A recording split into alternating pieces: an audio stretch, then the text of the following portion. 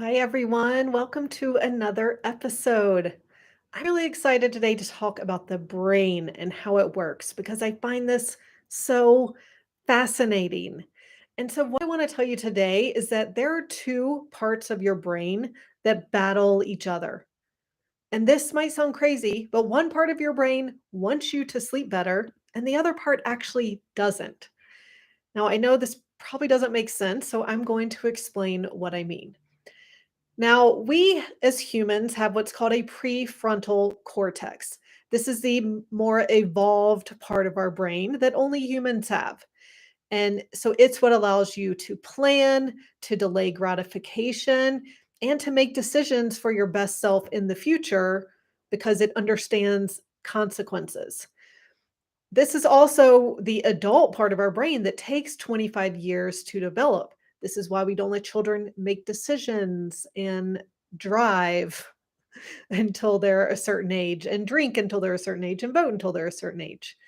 That maybe all those things should be later when their brain is fully developed.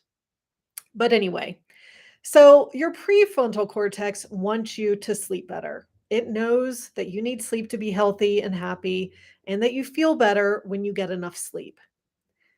Now, your primal brain, on the other hand, actually doesn't want you to sleep better. And this part of your brain is what's essential for survival. And to keep you safe, it actually prefers the status quo, how things are right now. It doesn't like change because change is unfamiliar. So even if your current situation is awful, your brain wants to keep you safe. And so it convinces you to stay the same. Change is scary to your primal brain. It's unknown, unpredictable, and unsafe. And this is why people stay in jobs when they're miserable or stay in relationships when they're unhappy.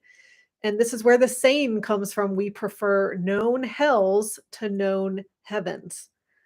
So, this part of the brain, wants what is familiar and it's scared of anything new.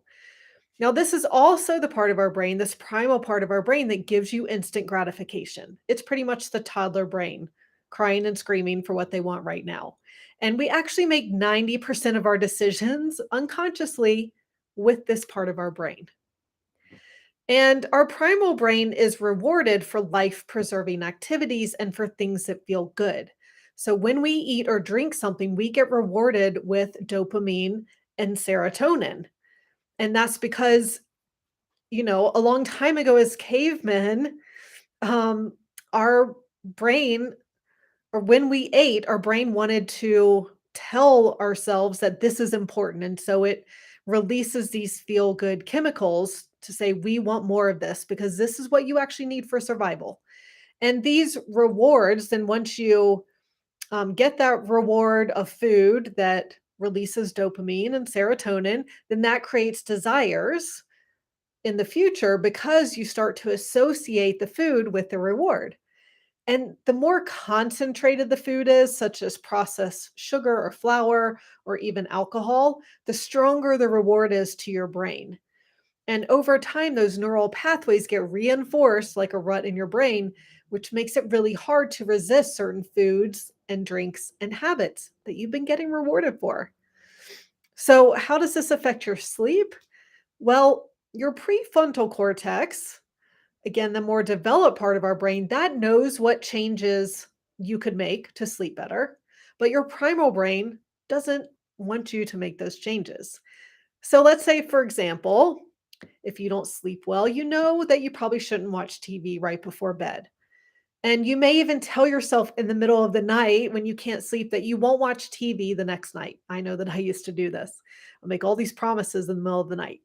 But then the next night, you find yourself on the couch watching Netflix again. And your prefrontal cortex knows that you shouldn't. But your primal brain in the moment convinces you that watching TV isn't going to make a difference. You've had a tough day, you deserve it, that TV actually helps you relax and sleep better.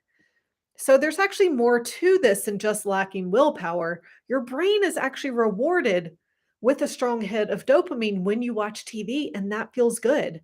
And especially if we're tired, then we want to feel good.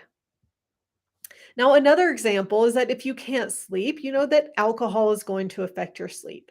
So maybe you try to give up alcohol for a bit, and maybe it doesn't make a difference. And that's because it can take time to lower inflammation from alcohol in your body.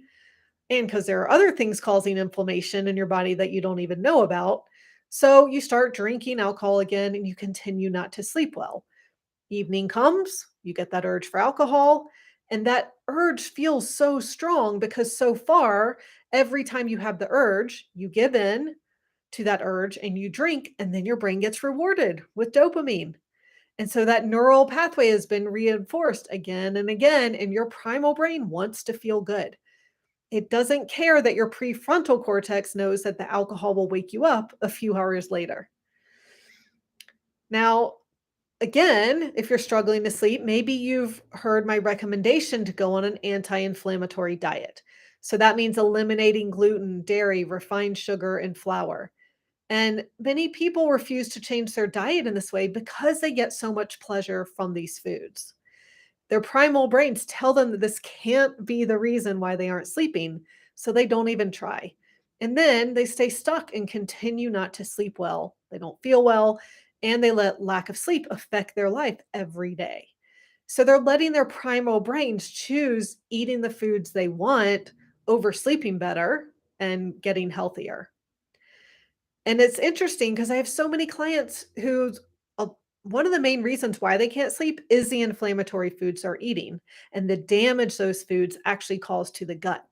So changing your diet can have a huge impact on your sleep and health. Now, the good news is that you can rewire your brain. And as a life coach, I have tools to help my clients change the neural pathways in their brains so that these changes are as easy as possible. And I understand that it can be hard to know what changes to make. You might have already tried not watching TV before bed or not drinking alcohol and or changing your diet and it hasn't helped.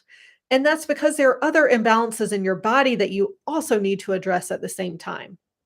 And so that's why I do functional lab testing because that is going to tell me what changes each person needs to make that's going to make the biggest difference in their sleep. So it's really using this for testing. This is testing instead of guessing.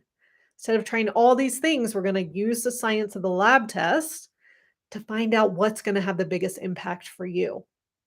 And this was really helpful for my client, Mora. We've only been working together a month when she actually went to Ireland and slept well while she was in Ireland, which she was really worried about, especially with the time difference and everything, and sleeping in different places. And she slept 7 to 8 hours the whole time she was there. And she says she just feels a lot less anxiety about sleep. And so that's definitely one of the things I want to focus on with my clients. Yes, I want to find out what's going on in their body that's keeping them from sleeping, but I also want to help with worry and anxiety about sleep, with stress in general, because those mental things are going to affect sleep as well. So it's really important to look at both the body and the mind. And I love it because when I showed her test results, she was highly sensitive to gluten and she was willing to just give up gluten. And she said it was hard the first few days and then it got so much easier. And so that's where the testing's so valuable because you can see for sure, okay, this is affecting me. Now I know this. And so it's a lot more motivating to make those changes. So I just want to point out that what you're doing right now isn't working, or else you would be sleeping. And you're not going to start sleeping better if you don't make some changes. And so you're really going to have to make some changes to restore your health so that you can sleep normally. But the first step that you can take is to let your prefrontal cortex book a call with me. Now, your primal brain may try to talk you out of it, but that's okay. And what we'll do is we're going to talk about how you're sleeping, what you've tried, why it hasn't worked, how you actually want to be sleeping in 6 months, and the steps you can take to get there. All right. Thanks for listening. I will talk to you next time.